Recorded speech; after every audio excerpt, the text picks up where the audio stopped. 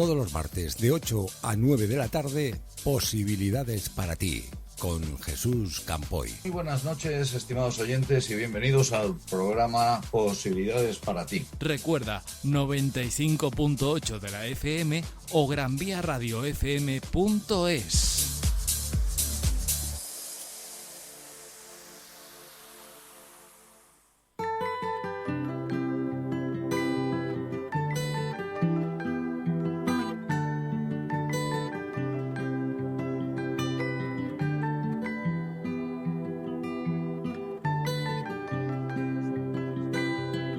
Efectuamos la locución desde la sede de la Asociación Colegial Nacional de Asesores de Inversión, Financiación y Peritos Judiciales, comúnmente conocida bajo las siglas de AIF, en colaboración con Gran Vía Radio, emitiendo desde el 95.8 de la FM. Hoy tenemos dos primicias.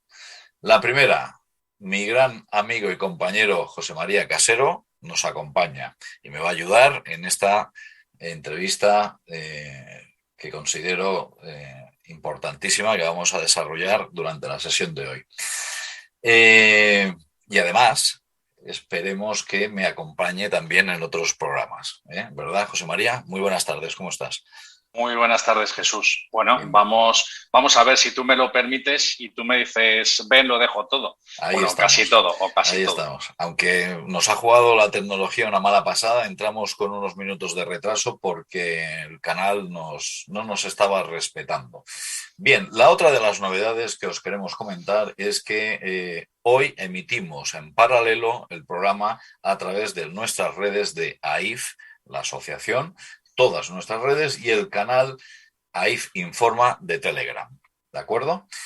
Bien, pues como os venía contando, hoy vamos a realizar el programa con el título de Una hora con Mario.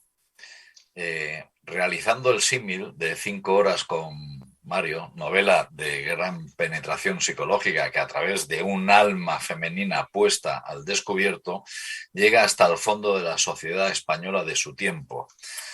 La gran Lola Herrera nos dice: como Mario, ninguno. Esto también lo decimos nosotros. Era su muerto, en este caso desde luego no, está muy vivito y coleando, ¿vale? Ella misma lo había manufacturado. Ella lo sabía. Frases que sirven para la lectura alegórica. Mario no es un muerto, es un ahogado por las injusticias del sistema español social de la época. Menudo rollo que os estoy soltando para hacer la entrega, la entrada del programa. Bien, pues nuestro admirado Mario Cantalapiedra Arenas no es nuestro muerto, como he dicho antes, sino todo lo contrario, está muy vivo y hoy vamos a conocerlo un poquito más como persona y profesional, sin olvidar comentar la actualidad económica del país con sus injusticias que actualmente también están de moda. Y para eso tenemos aquí al amigo Mario Cantalapiedra. Muy buenas noches, Mario. ¿Qué tal? ¿Cómo estás? Muy buenas noches, encantado de estar aquí con vosotros y muchas gracias por la presentación tragicómica, ¿no? Como es la situación, ¿no?, que estamos viviendo. Bueno, pues intentaremos aportar aquí nuestro granito de arena a ver qué podemos hacer. No sé si Lola Herrera estaría también ahora con nosotros y nos diría, pues, estamos dormidos o estamos muertos, ¿no? Pero vamos a intentar que no, vamos a intentar hablar porque todavía tenemos la palabra y efectivamente no nos la han cortado, o sea que... Bueno, aunque nos ha costado un poquito, pero bueno, tenemos los nervios ya de acero y sabemos dominar estas ciertas situaciones. Mira, antes de empezar con tu entrevista y conocerte un poquito más a nivel personal, me gustaría darle 4 pinceladas a los oyentes de con quién hablamos, quién es Mario.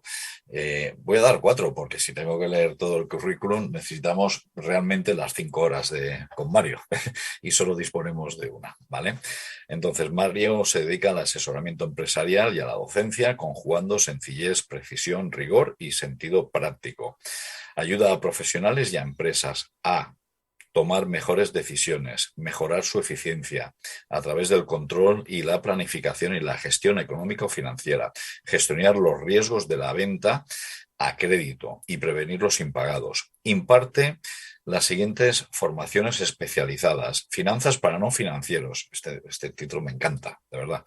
Que también, José María también lo hace, nuestro compañero de misión. Análisis financieros de la empresa, gestión del riesgo del crédito comercial, estrategias de negociación bancaria, fórmulas de financiación bancarias.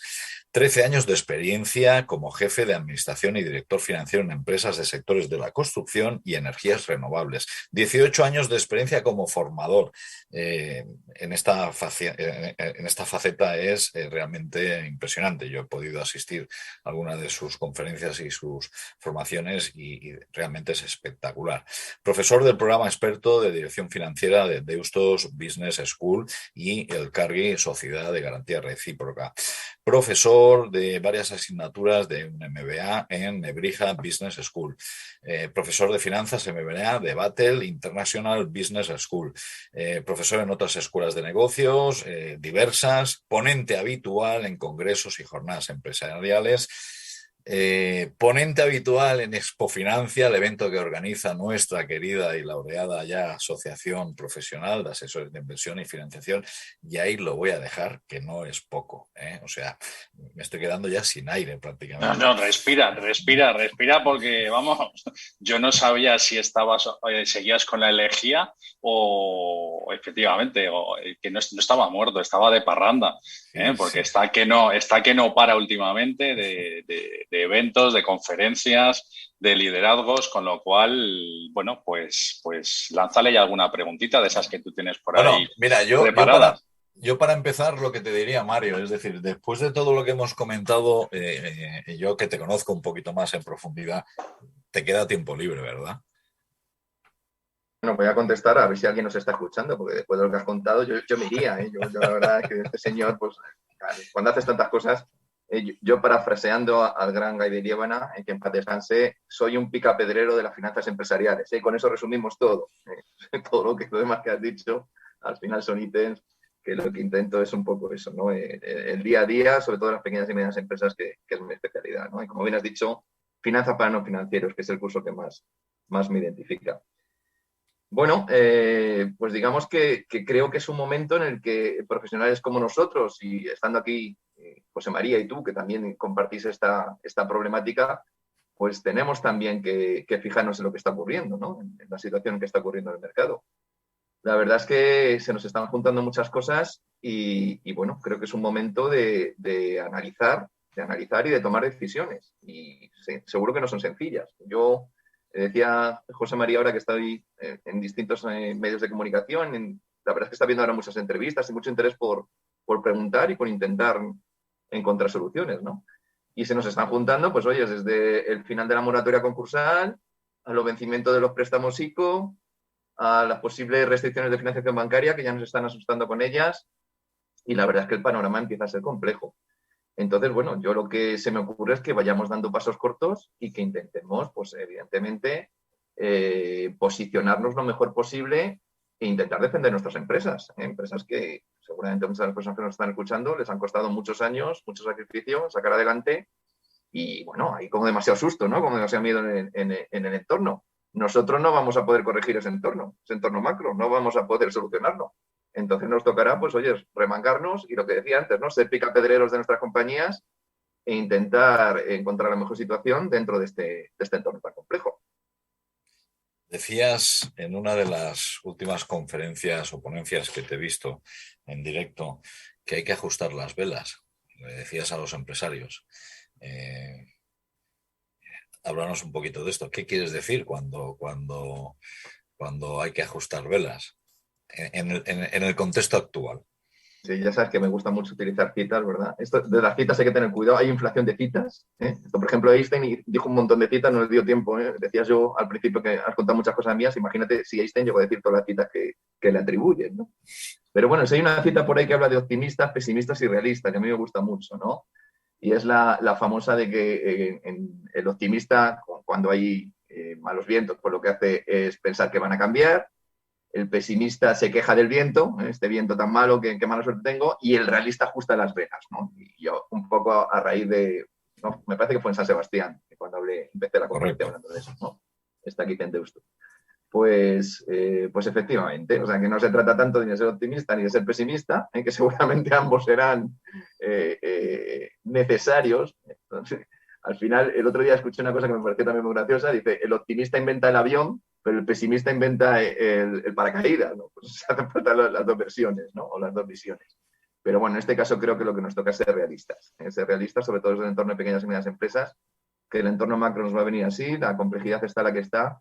Entonces se trata de intentar salvar nuestros negocios en la medida que sean viables y que sean solventes, ¿no? Que tengan posibilidades de continuar en el mercado, ¿no? Que es lo primero que tenemos que decidir. Yo ahora mismo ahora que estamos dando un poco de humor a la entrevista, y creo que es lo mejor que podemos hacer, hay que intentar desdramatizar porque las cosas están muy complejas, pero me pongo en la tesitura de ese pobre empresario que el 30 de junio le acabó la moratoria concursal y que desde entonces ya está obligado, si está en situación de insolvencia, a solicitar el concurso de acreedores, ¿no? Esos administradores que pueden tener responsabilidad si no lo hacen, ¿no? Y que además se encuentran con que la ley de morosidad, la ley concursal, la nueva ley concursal, aunque la aprobaron el jueves en el Congreso, ahora la han remitido al Senado. Seguramente va a salir, pero hoy por hoy no está en el Boletín Oficial del Estado. Y trae novedades muy importantes, de las cuales solo he empezado a conocer, e inclusive relacionado con lo que estamos hablando, con la responsabilidad de los administradores, ¿no? En el caso de los concursos y sobre todo en pequeñas y medianas empresas, ¿no? Que, como he dicho, es mi especialidad. ¿Y qué hago? ¿Qué hago si ya en este momento, es cierto que tengo 2 meses, ¿no? Para presentar la insolvencia? En septiembre es cuando empezaremos a visibilizar qué pasa con los concursos, ¿no? Pero bueno, ya estamos viendo los primeros días, pues desde... Se hablaba de datos de que en parrilla de salida había como unas 130.000 compañías. Claro, eso te iba a decir, que hay alguna ya que, bueno, y conocidas, ¿no? Aparte del caso de Abengoa, no sé si lo habéis leído, hoy teníamos un debate muy interesante en Twitter, que pide una quita del 97% de la deuda. Yo me apunto a eso, cuando tenga problemas, José María... Sin palabras, esto ya es sin palabras. Vamos, estos han escrito ya la carta a los Reyes Magos antes de... ¿Para qué esperar, no? Lo de las Navidades, no sé a qué se les adelanta el Corte Inglés. Entonces... Bueno, pues mira, una pequeña y mediana empresa eso no lo va a poder hacer, ¿no? No es too big to fail, no es demasiado grande para caer, ¿no? Como es estas compañías. Y bueno, pues no sé, y también la empresa está de Zaragoza de juguetes, ¿no? Que también ha presentado el concurso. Bueno, nos encontramos con, efectivamente, que hay muchas compañías que han estado aguantando y que han estado ahí un poco dopadas, entre comillas, ¿verdad? Y ahora nos encontramos con que de la noche a la mañana, pues puede ser que nos encontremos con muchas que presentan el concurso. Esperemos que las mínimas posibles, ¿no? El problema del concurso ya lo sabéis, que en España es enterrar empresas, no es el modelo americano. Vamos a ver con la nueva legislación, ¿no? Pero espero que realmente vayamos a los temas de intentar reestructurar compañías antes de que ya lleguen al concurso, que ya llegan a un enterramiento, ¿no? Y esas son las dificultades que nos encontramos. Bueno, son temas complejos, y hay que ponerse, como digo, en el pellejo de esos pequeños y medianos empresarios que bueno, pues tienen que tomar decisiones y algunas veces difíciles, ¿no? Que además defienden el día a día a capa y espada y que son realmente los que sustentan el país, no sí. Las grandes compañías que ya ves, acabas de dar un dato, vamos, escalofriante, ¿no? Es decir, voy a presentar un concurso de acreedores y pido ya el 97% de la quita, ¿no? Si habrá que pagarle, a lo mejor les tenemos que pagar y todo porque presenten el concurso de acreedores, ¿no? Pero bueno, no por cierto, es Imaginario, en la empresa de Zaragoza. De Zaragoza, sí. Yo era un cliente fiel, cuando mi hijo era pequeño, y la verdad, yo te decía, me da pena, ¿no, Mario? Es que no tenía propuesta de valor, es que me da pena aunque no tenga propuesta de valor. ¿Tú también pasabas por el arco de los niños a la tienda? Exacto, por supuesto. Vale, no hay que dejar nunca de ser un niño. Efectivamente. Oye, Mario, yo quería preguntarte, porque hay un tema que has mencionado ya y que es importantísimo sobre todo esto, porque yo creo que es un concepto de va y viene, que es el famoso palabra de empresa solvente, ¿vale? que siempre es verdad que los ratios los hemos calculado y se siguen calculando de la misma forma, pero parece que el término, la percepción, el sentimiento va cambiando y eso yo creo que complica bastante, sobre todo al pequeño y mediano empresario, el valorar si en un momento dado su empresa es solvente, no es solvente, es viable, no es viable. ¿Dónde situaríamos ahora mismo esa viabilidad, esa solvencia de la empresa en un escenario pospandémico donde todavía muchas no han recuperado datos de 2019? Qué interesante la pregunta y fíjate, podríamos dedicar muchísimo tiempo. Voy a intentar ser breve y esto es un tema que nos preocupa y que nos ocupa, ¿verdad, José María? Muchas veces hemos hablado de ello, ¿no? Sobre todo tú desde la perspectiva bancaria que también conoces, esa visibilidad de solvencia, ¿no? ¿Cómo podemos darlo las compañías, ¿no? Cuando pedimos financiación, en un momento en que efectivamente va a haber restricciones y como que se va a dar una vuelta de tuerca más, ¿no? Entonces ese ratio famoso, que ahora hablaremos de él, parece ser que va a tener que estar más elevado. Bueno, evidentemente, desde el punto de vista técnico y como economista que soy, utilizo los ratios, pues igual que el médico cuando te dice o me dice, oye, tienes el colesterol un poco alto, el bueno, el malo, y miran los ratios, unas estadísticas, ¿verdad? Y unos baremos, pues yo hago algo similar cuando hago los ratios y evidentemente para mí el ratio más importante que tenemos que ver ahora al analizar cualquier compañía es el ratio de solvencia.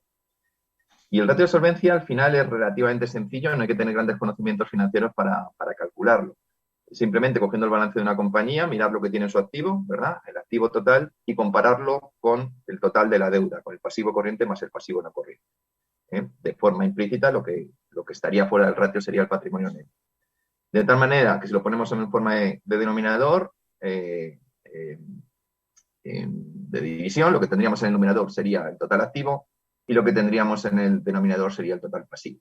Esto tiene que ser superior de 1 para que hablemos de que tenemos un patrimonio neto positivo y que la empresa es solvente. Y la pregunta que tú me haces, ¿pero cuánto de solvente? Bueno, pues aquí es muy importante, como siempre que hacemos con los ratios, compararnos con nosotros mismos para ver la evolución y evidentemente con la pandemia por medio, raro será la empresa que no ha tenido un deterioro de su ratio de solvencia, ¿verdad? Pero es fundamental compararse con los ratios medios del sector. Y si podemos, inclusive con empresas de la misma o similar dimensión a la nuestra. Es decir, si nuestro ratio de solvencia, este que acabo de indicar, el total activo, todo lo que tiene la empresa, dividido por el total pasivo, el total de las deudas, todo lo que debe, es superior a 1 y está por encima o en un ratio similar al que tiene la media del sector, hablaríamos de una solvencia adecuada.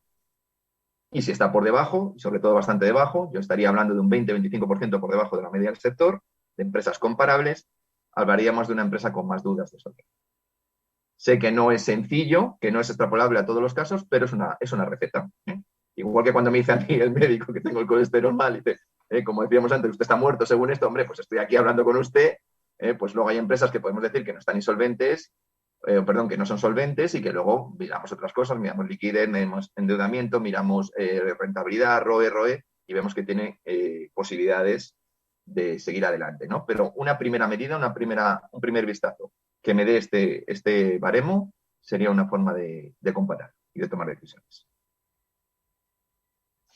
¿Cómo crees? Porque claro, aquí indudablemente estamos metiendo toda la deuda ajena, tanto la comercial como la financiera, y tenemos realmente dos problemas importantes. Uno, que hay un actor que tiene mucho que decir, o dos actores, uno será la banca y otro será la hacienda pública, ¿de acuerdo? Porque son los dos mayores actores que tiene ahora mismo, o acreedores que tiene ahora mismo la empresa. ¿Cómo crees que van a evolucionar estas circunstancias? Bueno, la banca tengo bastante claro que va a restringir el crédito. ¿Hasta cuánto? No lo sé, pero que va a empezar a restringir el crédito, sí. ¿Por qué? Porque Basilea, y tú lo conoces perfectamente, les da unas exigencias de capital en función de los riesgos que acumule. Y evidentemente las empresas con la situación de la pandemia en 2020 de forma generalizada tuvieron resultados negativos. Un problema que tenemos en España es que las empresas viven muy al día, que no generan suficientes reservas. Esto nos pasa a todos, ¿eh? ¿Cuánta gente se va a ir ahora de vacaciones y va a pedir un préstamo al no sé cuántos por cien? No, es que solo es un 10% a un mes. Digo, pues eso lo elevas a TAE, a tasa anual equivalente, no sé lo que está pagando, pero ¿cómo me voy a dejar de ir de vacaciones? Y más después de haber sufrido la demanda embalsada que hemos vivido Esto es importante, ¿eh? Este dato, perdóname que un momento pare lo que me estás preguntando. Es importante porque vamos a asistir a un fenómeno que, de hecho, en los medios de comunicación se está hablando estos días, como es una falsa, un espejismo, podríamos decir, ¿no? Imaginaos que estamos en el desierto con mucha sed y de pronto vemos ahí pues un gran oasis con mucha agua y nos tiramos como locos a beber y resulta que hay agua, que es verdad, y bebemos un montón de agua porque teníamos tanta sed, veníamos tanto tiempo caminando por el desierto que bebemos como si no hubiera un mañana, ¿verdad? Y esto nos va a ocurrir con el turismo, nos va a ocurrir con el verano. Va a ser un verano en que va a haber mucho gasto. Esa demanda embalsada se va a disparar. Con el cambio del euro y este empobrecimiento que tenemos, esta depreciación del euro frente al dólar también nos va a venir bien para que vengan más turistas extranjeros. Entonces vamos a tener unas cifras en el verano muy buenas. Pero a mí me da mucho miedo la depresión post-verano, no post-parto en este caso, sino post-verano, en el cual ese oasis va a desaparecer y nos vamos a encontrar con un desierto duro, en el que vamos a tener una inflación elevada, en el que vamos a tener restricciones financieras, restricciones bancarias, vamos a tener elevación de tipos de interés, vamos a ver hasta cuándo. Aquellos que tengan préstamos a tipo variable, pues ahí tienen un problema, ¿verdad? A ver, esos, sobre todo los hipotecarios, ¿verdad? Pero también las empresas, en algún momento dado, pueden tener dificultades con esos préstamos a tipo variable, porque nos habíamos acostumbrado a tener la financiación fácil y barata, y eso creo que esos tiempos han terminado, José María. Entonces, a partir de ahí, creo que las restricciones bancarias van a afectar sobre todo a aquellas pequeñas y medianas empresas más endeudadas y un poco lo que decíamos antes del ratio de solvencia, pues con unos ratios de solvencia inferiores, ¿no? Porque claro, son ratios por debajo de 1 o muy escasos, en sectores complejos, en sectores donde se puede inclusive disparar la morosidad, ¿verdad? En B2B, en las empresas que también empiezan a pagarse más tarde, porque vienes a hablar del crédito comercial, y el crédito comercial es relativamente sencillo prolongarlo, ¿no? Y pagar más tarde, ¿verdad? Es lo primero que recurrimos las empresas cuando tenemos dificultades.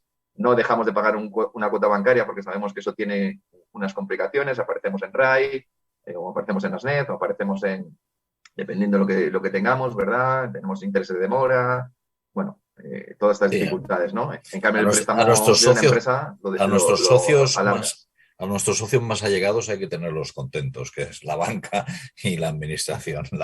Ha preguntado también José María por Hacienda. Bueno, Hacienda de momento está recaudando mucho más por la inflación al no deflactar los tipos, ¿no? Entonces, bueno, no sé. Hacienda, vamos a ver si eso hace también. Fíjate, una cosa importante, a ver cómo queda la ley concursal, ¿no? Las deudas con las administraciones públicas. Bueno, eso es la gran X, ¿no? De la incógnita. Yo hasta que no vea el texto publicado en el BOE, por mucho que ahora esté en el Senado, no me creo nada. Me dejo de creer todo, ¿no? Entonces, bueno, está, por ejemplo, esta oportunidad que se van a dar a los autónomos pobres de pedir, a las pymes pobres de pedir, ¿verdad? De condonarnos las deudas y, bueno, parece que también para las administraciones públicas, que es una cosa que veníamos demandando en distintos foros y creo que es lo justo porque si al final tienes un endeudamiento y quieres recuperar a la persona y sobre todo a los más débiles, a los autónomos, a las microempresas, bueno, pues tienes que intentar que se cancelen todas, no solo lo privado, ¿no? También lo público, ¿no? Para que se recupere. Aquí tenemos muy poca tolerancia al fracaso, ¿eh? En Estados Unidos y en otros países hay, por ejemplo, rondas de Business Angel donde te exigen haber como mínimo cerrado una empresa. Que seas un experto en cerrar empresas, no te señalan con el dedo diciendo, uy, has cerrado una empresa. No, al revés, eres un experto, ¿no? Has aprendido, te has hecho un máster realmente en emprendimiento, ¿no? En cambio, aquí en España no se te ocurra fracasar, no podemos fracasar. No, hombre, entonces, además está muy bien. Vamos a ser optimistas. Yo no me lo creo, me pasa como a ti. Yo creo que el gran actor de la nueva ley concursal precisamente va a ser Hacienda. Todo lo que dice la nueva ley o el nuevo anteproyecto, que como bien decías está en el Congreso para pasar al Senado, a ver cómo lo solucionan por allí.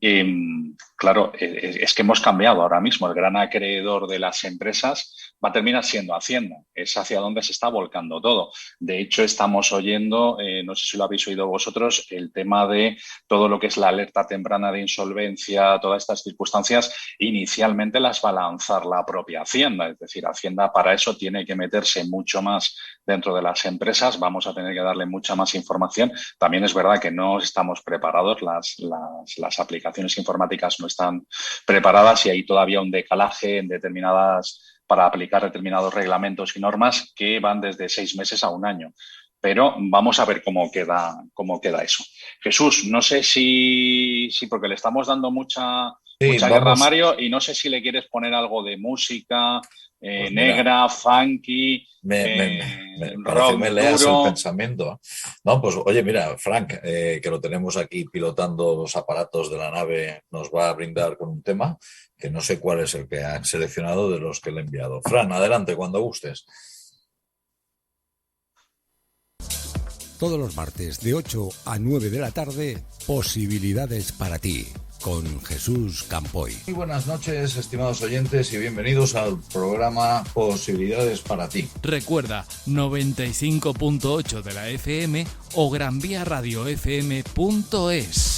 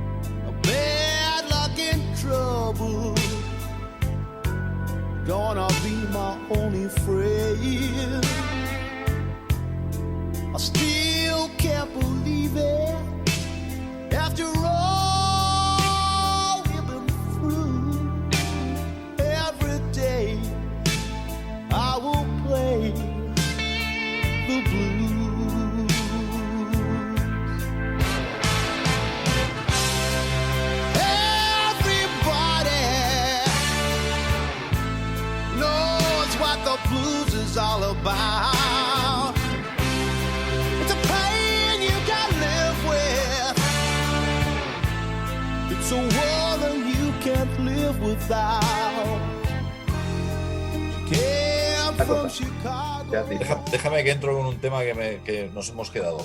Muy buenas tardes de nuevo, volvemos a estar en directo con todos vosotros.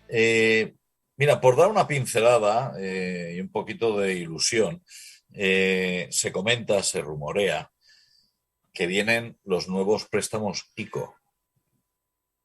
ICO Ucrania. ¿Habéis oído algo de esto? Préstamos ICO Ucrania. Sí. Ha habido ya una parte de préstamos ICO Ucrania. Inclusive ha habido préstamos ICO para inversión, que son los más interesantes, que han quedado, que no han sido suscritos. Yo aquí diría una cosa muy clara. ¿O no los han querido repartir? Pregunto, no. Han quedado que no han sido suscritos por las compañías. No, es que, pero un bueno, préstamo aquí, es un préstamo. Mario, perdona, que sé lo que vas a decir, pero perdona, y vuelvo un poco, martillo pilón, que ya me conocéis. O sea, a mí sí me hace gracia cuando siguen saliendo los grandes de la banca, dicen, no, es que no se han solicitado las líneas. Pero si estamos diciendo que no hay demanda solvente, ¿qué es primero, el huevo o la gallina? Claro. O sea, no se están solicitando porque ya les estamos diciendo no pidas que no te lo voy a dar. ¿Y entonces para qué? El oligopolio bancario, José María, ¿verdad? Que se está formando. Y mira, hoy leía que no van a remunerar los depósitos. Entonces van a subir los tipos y no van a remunerar los depósitos. No se van a poner de acuerdo. Las famosas reuniones estas que se reunían los banqueros los viernes famosos, ¿no? Y decidían, parece que vuelven. A mí me dan miedo los oligopolios y no me gusta. Me gusta tener donde elegir. No, lo que quería comentar es que al final los préstamos, por supuesto, son préstamos, no son subvenciones, aunque ahí se ha hablado de si préstamos participativos o si puede haber algunas quitas, pero los bancos no quieren saber nada de esto, aunque lo hayan dicho desde la administración pública, los bancos no quieren saber o oír nada de quitas. También hay un tema muy importante de ver cómo se han firmado los avales, porque el aval del Estado está siendo en muchos casos a segundo requerimiento y se ha hecho firmar a las propias empresas, y ahora se están encontrando que los bancos les están solicitando ese aval ante impago. Y no, si esto lo cubría el Estado, no, perdón. Cuidado con lo que se firma, la letra pequeña siempre hay que seguir leyéndolo. Ojo con los bolígrafos pistola, que después de las hipotecas subprime debieron pasar mejor vida. No hay bolígrafos pistola. Y cuidado también con solicitar préstamos que no necesitemos. Y ojo, el tema de la liquidez, pues es lo de siempre. Si ahora mismo se pide un préstamo ICO porque hay problemas de liquidez, o como se pidió en la pandemia, y que además era lógico, y hicieron una labor muy interesante, ayudaron a mucho a las compañías. Pero el problema es que era para subsanar un problema que cuando hemos tenido que empezar a devolver, lo que es ahora, los 2 años de carencia, hemos pedido la carencia de los 2 años, nos encontramos con que tenemos que tener la liquidez normal para nuestros préstamos habituales, nuestras pólizas de crédito, nuestra financiación habitual, y además tenemos que tener la extraordinaria para devolver los préstamos de ICO de hace años, que nos va a pasar lo mismo si pedimos a los de Ucrania o como se llamen, ¿no? Más allá del marketing. Entonces, que lo pida quien lo necesite, porque también la banca ahí ha apretado, José María, y tú lo has dicho, le ha otorgado los préstamos a empresas que no lo necesitaban y que eran sus mejores clientes. Y le decía, pídelo por si acaso. Hombre, por si acaso no se pide ningún préstamo ni ninguna financiación. La financiación es un riesgo, la financiación ajena es un riesgo, hay que devolverlo y tiene un coste. Entonces, por si acaso, cuidado con esas cosas, ¿verdad? Jesús, si alguien necesita estos nuevos préstamos, bienvenidos sean las ayudas, pero ojo con este tema, que no es gratis, nada lo es, y no son subvenciones. También es verdad que aprovechó las circunstancias la gran banca para trasladar el riesgo suyo propio, y también parte de los cedentes venían a empresas que ellos ya vislumbraban que iban a tener problemas, con lo cual, blanco y en botella. Es decir, se garantizaron un flujo de caja y una rentabilidad. Claro, efectivamente. Pues en aquel momento al cero, ¿no? Efectivamente. Sí, no, pero bueno, por lo tanto, yo estoy a favor totalmente de los préstamos, de la financiación a las pequeñas y medianas empresas. Me pongo en el traje del empresario. No pidas un préstamo que no necesites y darte cuenta que ese préstamo hay que devolverlo.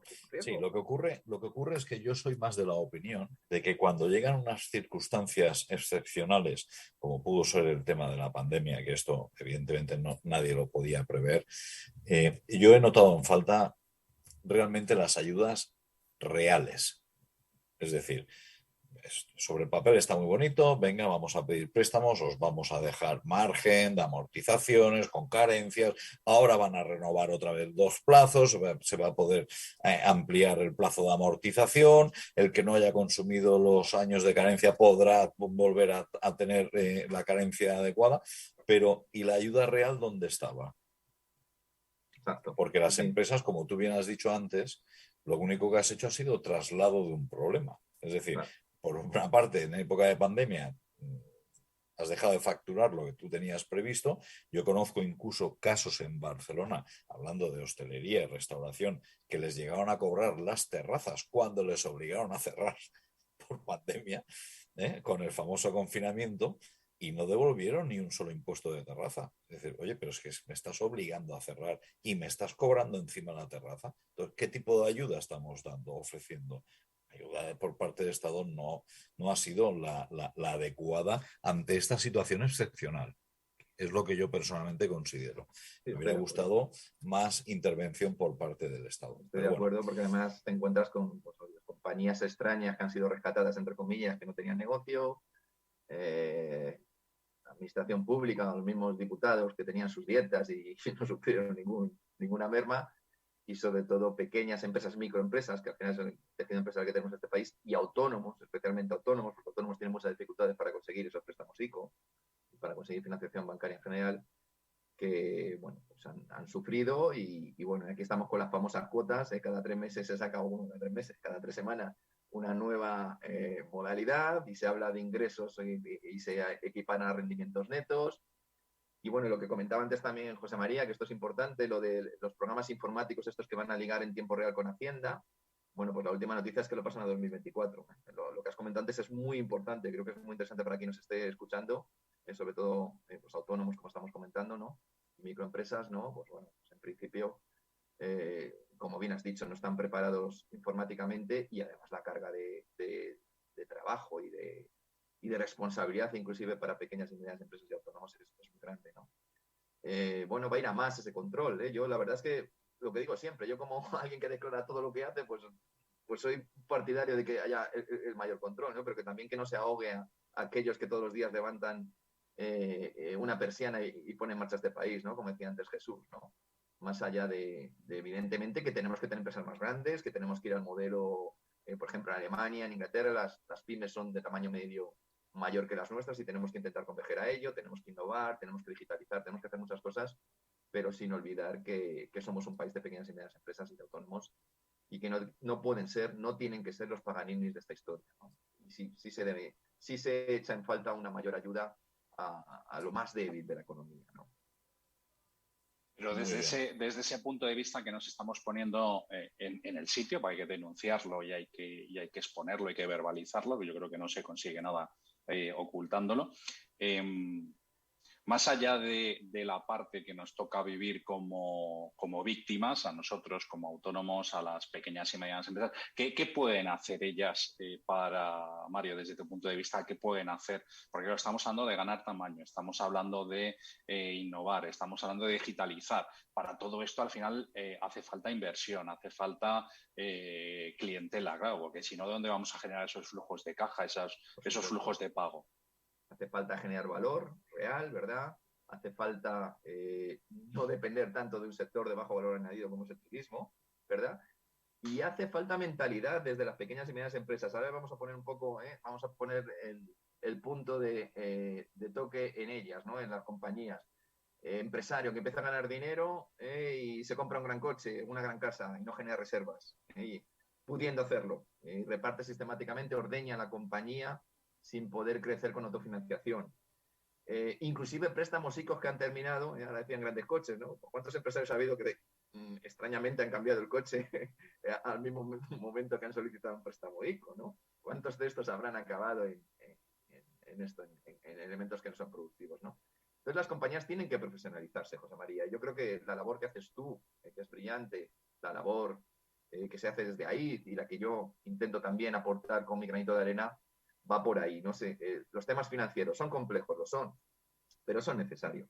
Un empresario es un hombre orquesta, una mujer orquesta, tiene que saber un poco de todo, pues tiene que saber interpretar sus balances, tiene que saber interpretar sus cuentas de resultados y sobre todo tiene que tener la mentalidad de que es mucho mejor que crezca con autofinanciación, ¿verdad? Que vaya destinando a su compañía una parte de esos beneficios, que los retenga en forma de reservas y que no reparta sistemáticamente los beneficios cuando vayan bien las cosas, porque las cosas, los ciclos, la economía cambia y al final nos ocurre lo que nos está ocurriendo ahora, que vienen mal dadas, que se restringe la financiación ajena y si no hemos generado fondos propios, si no tenemos reservas, nos encontramos con problemas. Y esto no podemos echar la culpa ni al Estado, ni a los bancos, es algo que tiene que estar en el propio empresario, es mentalidad. Es algo que nos cuesta y que tenemos que empezar a mejorar.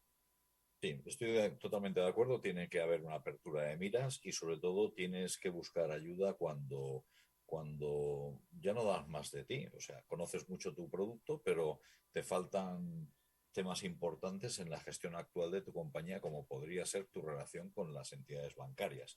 Aprovecho esto para meter en liza el último libro de nuestro invitado de hoy, Mario Cantalapiedra-Arenas, el cual se titula Cómo gestionar la relación de su empresa con los bancos.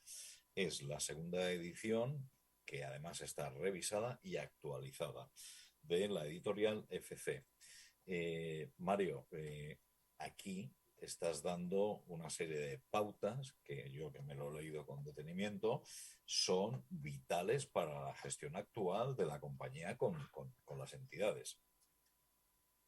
Sí, estamos hablando de que hay dificultades y que hablamos de ese concepto de visibilidad de solvencia que es tan importante, pues precisamente el libro lo que busca es eso, potenciar que mi compañía se profesionalice, considere que la relación con los bancos, estamos hablando mucho de banca, pero es que la banca es un partner, es un socio necesario para las pequeñas y medianas empresas, para las empresas en general, pero especialmente para las pequeñas y medianas. Y al final, si tenemos una buena relación con la banca, esto debe ser un win-win, debe ser un gana-gana, ganar el banco y ganar la empresa. Es verdad que de 2008, sobre todo especialmente de 2008 aquí, se ha deteriorado nuestra relación. Esas famosas comidas que teníamos con los directores o las directoras de banca han pasado vida mejor, ahora con internet se ha despersonalizado mucho, pero en general el apoyo de las entidades es fundamental. Y oye, si el banco ve que tú eres un cliente interesante, por supuesto que va a apostar por ti, te va a ayudar a todo lo que estamos hablando, ¿no? A innovar, a digitalizar, a crecer. Evidentemente hay que tener producto, hay que generar valor. Fijaos, hay una cosa que también me interesaría mucho que habláramos hoy, que es, por ejemplo, el modelo del low cost. Que esto es extrapolable a cualquier pequeña y mediana empresa y autónomos también. Esto, cuando yo doy un curso y cobro un precio a mis clientes, me dicen, no, es que hay alguien que lo hace por 30 o 20 o no sé cuánto lo hace. Digo, muy bien, pero al final creo que no te va a transmitir los conocimientos, la experiencia y los años de dedicación que podemos hacer personas que llevamos tiempo. Y bueno, pues al final nos hemos acostumbrado mucho a ser low cost, lo estamos viendo también con las aerolíneas. Y creo que vienen tiempos muy complicados, muy complejos para aquellas empresas que compiten únicamente en precio. Y esto es extrapolable a todo tipo de compañía de cualquier tamaño, pero especialmente a pequeñas y medianas. Ojo, sobre todo en este sector de hostelería que tenemos tan desarrollado en España, con competir en precio. El tiempo en low cost, creo que también con yo no me atrevo a decir que nos estemos desglobalizando, pero sí estamos cambiando el concepto de globalización. Estamos teniendo una globalización, si queréis, menos profunda, o en la cual no solo España, sino Europa se va a plantear cosas que hasta ahora no se planteaba. Yo no puedo ser low cost cuando voy a comprar a una tienda, llámese X, una camiseta y me cuesta 3 euros, y luego quiero ser high cost cuando vendo mis servicios como empleado o como empresa. Ojo con eso no era sostenible y es una de las cosas que creo que va a estallar o que ya está empezando a estallar en estos momentos. Entonces, cuidado también con las pequeñas y medianas empresas que tenían esa mentalidad de ser el más barato.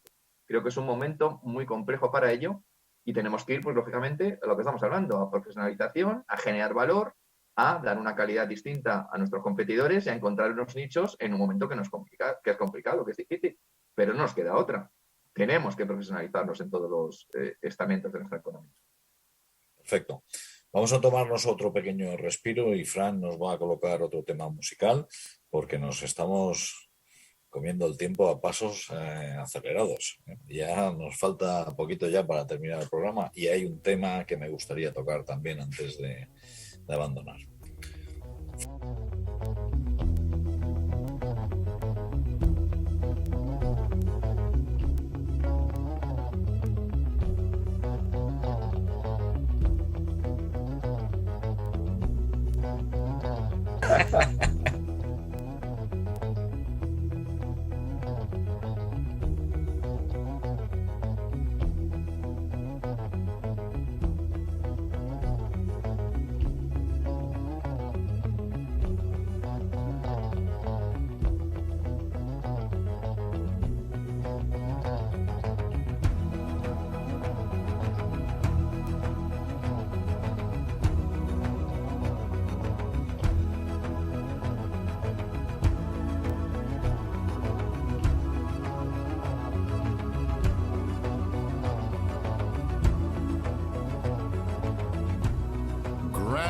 Piano.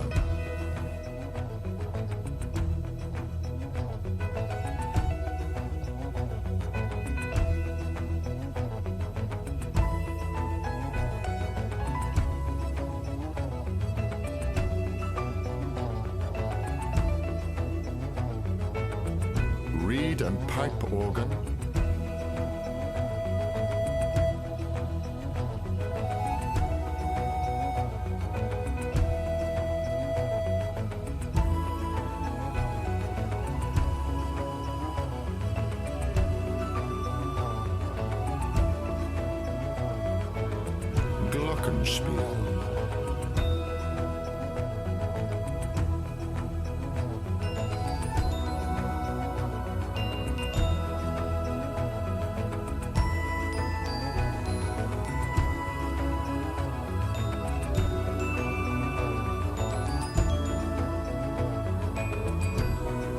Bass guitar.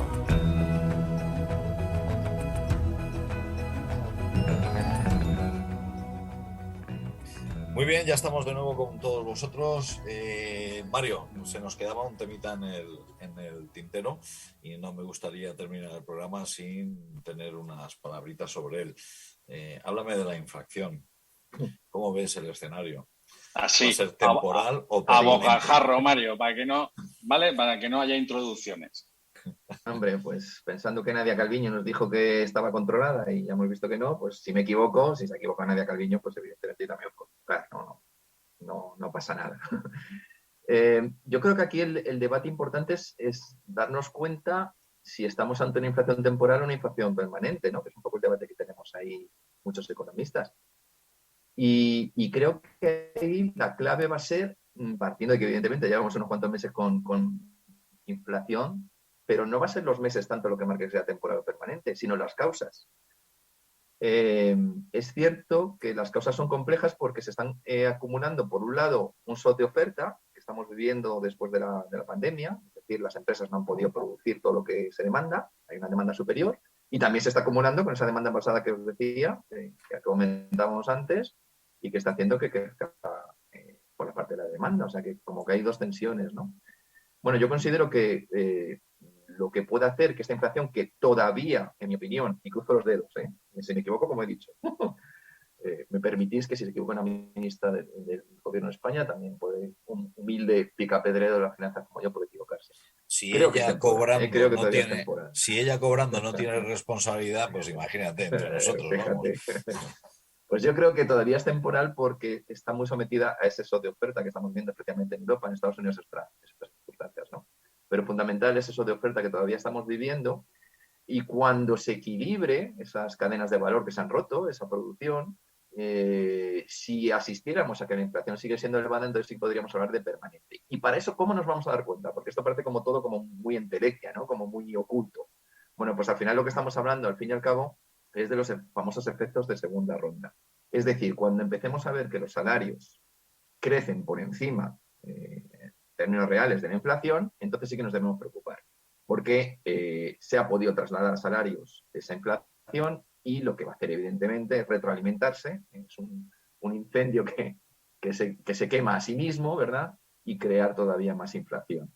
Pero creo que todavía esos efectos de segunda ronda no lo estamos viviendo, y ahí, oye, lo estoy diciendo, sé que es un tema polémico, pero sí creo en ello, que nos escuchen, no sé quién nos estará escuchando, espero que mucha gente, y si no, pues la suficiente para que esto se traslade, el famoso pacto de rentas, un pacto de rentas amplio, no son un pacto de renta en el que estemos empresas y trabajadores autónomos, sino que también entren funcionarios y que también entren pensionistas, evidentemente, el tema de los pensionistas que quede bien claro, respetando a aquellos más débiles, las pensiones más bajas, por supuesto, pero es un pacto en el que tenemos que estar toda la economía, es un pacto en el que tenemos que darnos cuenta que como esos efectos de segunda ronda se trasladen, y al final se traduzcan en incrementos de precios generalizados, las empresas que hoy en día lo que están haciendo es, en el mejor de los casos, repercutir costes, pero no mejorar márgenes. Eso no lo están haciendo las compañías de forma general.